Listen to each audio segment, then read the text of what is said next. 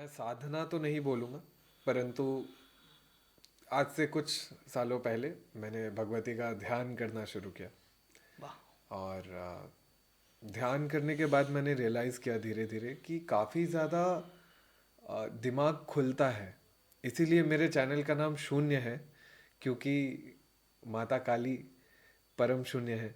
और उन्हीं से सारा कुछ अचानक इतना सारा नॉलेज प्राप्त होना चालू हुआ। अभी भी कुछ भी नहीं है, परंतु मैं जो था 2 साल पहले, आज मैं वो नहीं हूँ। और आज से 2 साल बाद मैं ये नहीं रहूँगा जो मैं आज हूँ। इतना कुछ रियलाइज करने लगा मैं। जैसे कि छोटी छोटी बातें, कि हम जनरली मूर्ति की पूजा नहीं कर रहे होते हैं, हम जनरली उसमें भगवान को आवाहन देते हैं और फिर पूजा करते हैं। तो जनरली भगवती की पूजा करते करते अचानक मैंने देखा कि काफ़ी लोगों का ऐसा है कि यार तुम तो तंत्र में घुस जा रहे हो, ये सब मत करो, ज़्यादा मत करो, क्या हो जाएगा वगैरह। भगवती की पूजा में काफ़ी सारे ऐसे नियम होते हैं जो गुप्त हैं, मान लिया, परंतु गुप्त कह कह कर इस चीज़ को काफ़ी ज़्यादा ब्लैक लिस्टेड कर दिया गया है। इस चीज़ को गंदा माना जाता है। ऐसा क्यों लगता है आपको? क्यों क्यों करते हैं ऐसा? स्पेशली बंगाल जो कि एक काली क्षेत्र है, भगवती का ज़मीन है, और यहाँ पर यहाँ के लोग ऐसे शक्ति पूजन को इस तरीके से कहते हैं। पहले बता दूं, 4 युगों में कहाँ से तंत्र आया? तुम्हारा क्वेश्चन था तंत्र के माध्यम से जाते जाते जी। मैं यही जगह पे आ गया। मैं यही से शुरू करता हूँ। पहले 4 युग है। 4 युग है ना हमारा, तो सबसे अंतिम युग है कली युग। और कली युग में तुमको उद्धार पाने के लिए तंत्रों का भरोसा लेना पड़ेगा। क्योंकि ये जो तनु है, तनु का मतलब है शरीर, इससे जीवात्मा को मुक्त एक ही चीज कर सकता है, वो तंत्र। तंत्र में क्या है देखो, पहले का जो युग था, मतलब सत्य युग या द्वापर युग या त्रेता युग, इसमें इंसान पूरी तरीके से भगवान के भक्ति में लीन हो सकते थे। लेकिन कली काल में क्या है, इंसान को सब कुछ चाहिए। खाना चाहिए, घूमना चाहिए, सब कुछ चाहिए। तंत्र क्या है ना, तंत्र बोलता है ये सब लो तुम, जितना भी तुमको चाहिए।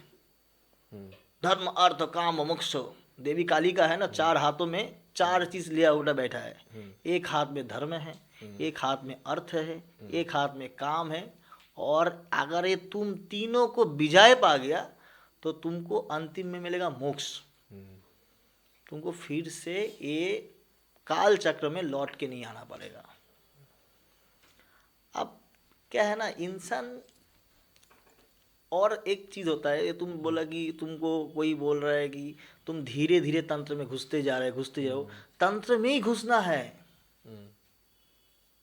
तंत्र में ही घुसना है।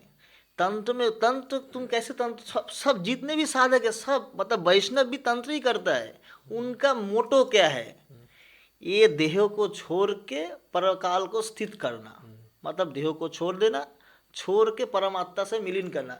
ये देह छोड़ के परमात्मा में मिलीन हो जाना, लीन हो जाना, विलीन हो जाना, यही तो तंत्र है।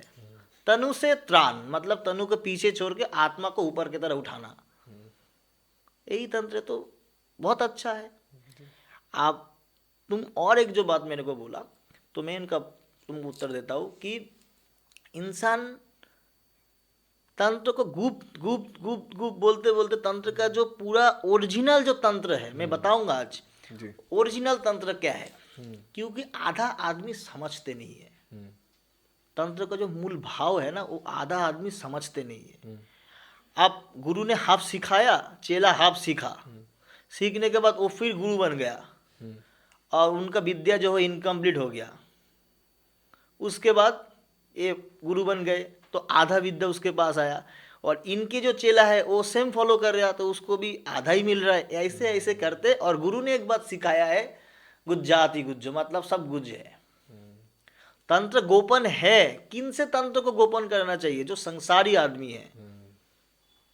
साधक से तंत्र को गोपन करने का कोई दरकार ही नहीं है। साधन को सिखाना है। कोई अगर मेरे पास कोई आता है, गुरुजी मेरे को ये सीखना है कि महाराज मुझे जानना, तो मैं आराम से बोल देता हूँ कि भाई ऐसा ऐसा ऐसा सिस्टम है, ऐसा ऐसा जप करो, ऐसा ध्यान करो, ऐसे ध्यान करो, ऐसा ऐसा जो जो है सिखाता हूँ। अब तुमको पहले वो जो आदमी है, मतलब जो मनुष्य तुम्हारे पास बाको भगत आ रहा है, तो पहले उनका स्टेज समझना चाहिए, ये कौन सा चक्र के अधीन में है, इसको क्या चाहिए।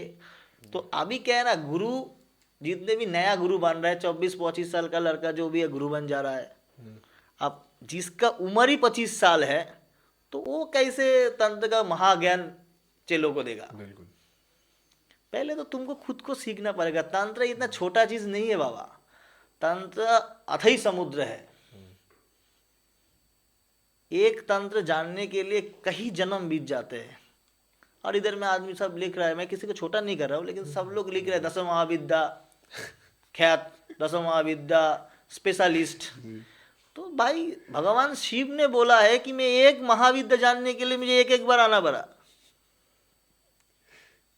शिव बोल रहा है मैं जान नहीं पाया 10 महाविद्या को, और तुम भाई कैसे, मतलब ये तो मेरा समझ में नहीं आता।